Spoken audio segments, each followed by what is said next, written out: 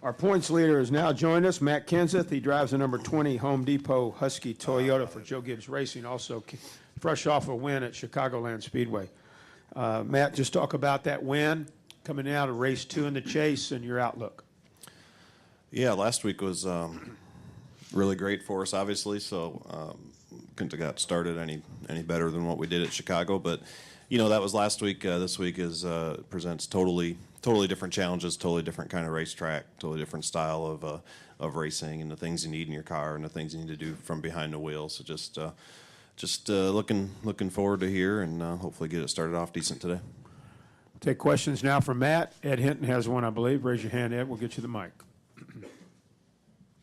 Ed Hinton, ESPN.com. Matt, you said last week, I think it was even in Victory Lane, you said that you were starting to be concerned about New Hampshire already. Is this? Do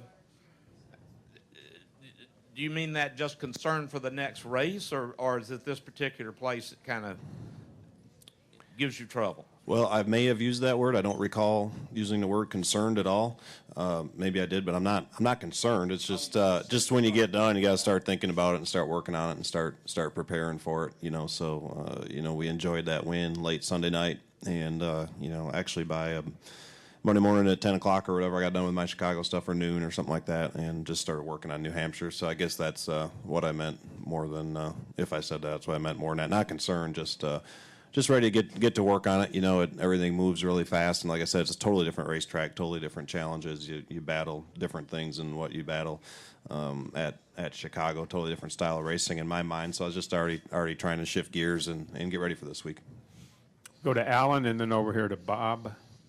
Alan Cavana, NASCAR.com. Have you been surprised at the fallout since Richmond for Michael Waltrip Racing, especially now losing a primary sponsor?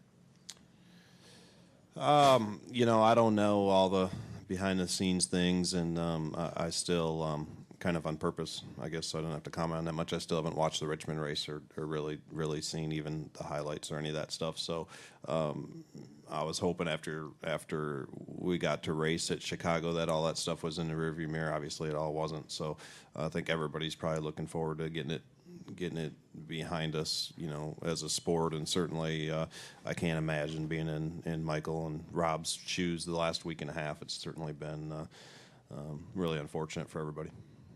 Bob? Bob Harker, Sporting News, kind of following up on that. I know you all know that a sponsor could leave if you do something, but how shocking is it to actually see it happen? Yeah, again, I don't know the details of their arrangement. I don't know how long their sponsor was for. I don't really know any of that or how it all went down. But certainly, you hate to see that sponsor leave the organization. They've been with Michael forever. From back when he drove for Dale Earnhardt, and certainly, when I think of Michael, I think of Napa and vice versa. And that team. So.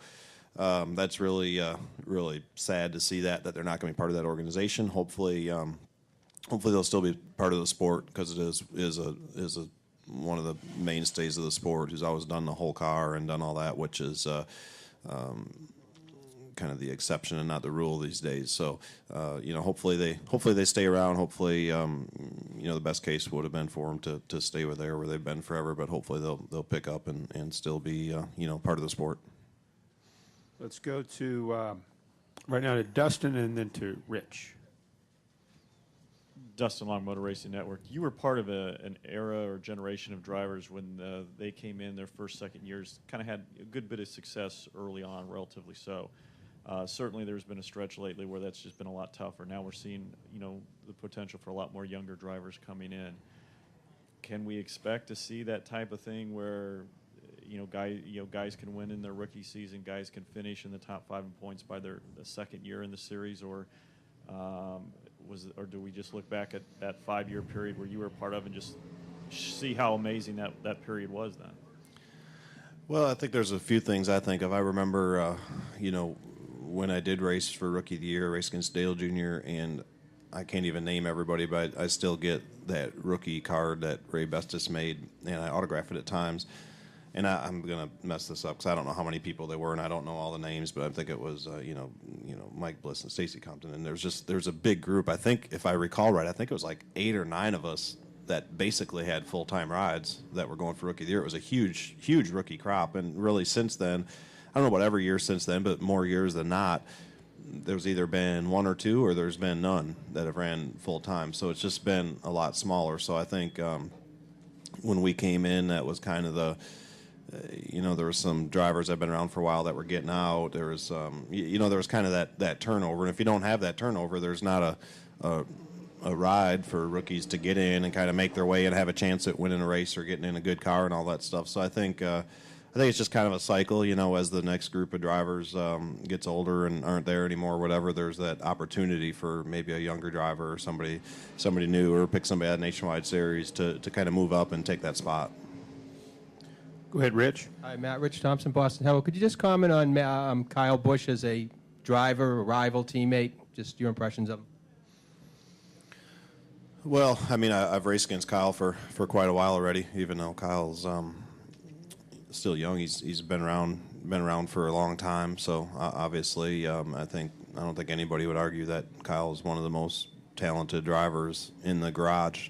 No matter what he gets in, it seems like he's a threat to win. So certainly, I've watched that for a lot of years, raced against him. For a lot of years, I've enjoyed being under the same roof with him, and I've learned things from him, and hopefully, there's things I've helped him out with. So I think with him and Denny, I've said this before, but that was one of the very many long lists of things that attracted me to JGR. Really, is because both of those two can win races on any given week, and they're both really different from each other. So I think that's really helped me this season look at things, in a different light, having a couple different, opinions and approaches and things like that. So I think all three of us are different, and I think we all complement each other. And Kyle is, as you guys all know, you watch it every week. He's as good as they get.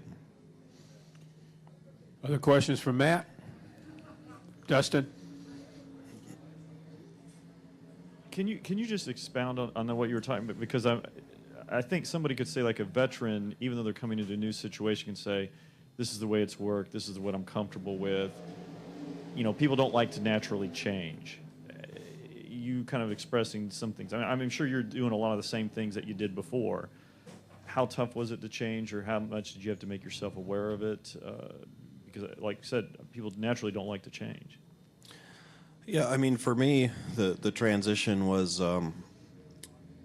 I always hate to use the word easy in this sport because it's really, really hard. There's nothing about this that we do that is easy, but to fit in and kind of, get a feel for how they do things and all that, it was something that I was really, really looking forward to, just to kind of see something different, because I've done everything basically the same with minor tweaks, for the last 10 or 12 years or whatever. So, for me, it was interesting. I honestly, when I walked into JGR, I walked in there with my eyes and ears open and really didn't really bring anything and be like, hey, well, this is the way I like it. Well, hey, I like to do things like this. I mean, everybody has their little things here or there, driver comfort stuff, and you like something to feel like this or fit like that or whatever. But really, I really didn't come in there and walk in and be like, oh no, this needs to be like that or any of that. I really just tried to fit into what they were doing. Obviously, they were having a lot of success, so I really tried to fit into that.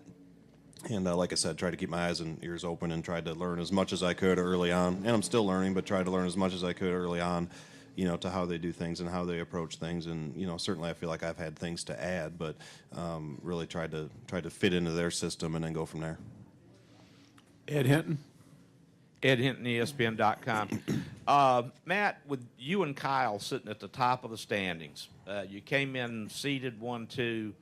A lot of years, that's where we've seen a couple of Hendrick Motorsports teams. Do you feel like for now that you guys have maybe not become the new Hendrick Motorsports, but you have sort of taken the top favorites role from Hendrick Motorsports at this point?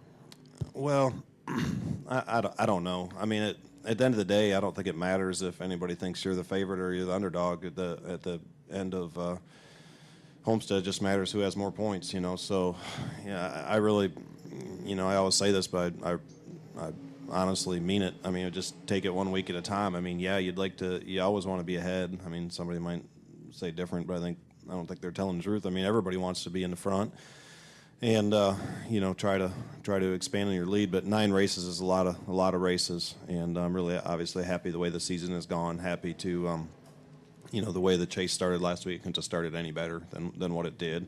But it's only, you know, 1 race out of 10, you know, and there's a lot of racing to do, and each and every week is different. And, you know, this week is a lot of different, and you just have to go, you just got to go try to do it every week. Matt, thanks for coming in. Good luck this weekend. Thanks, guys. Thank you.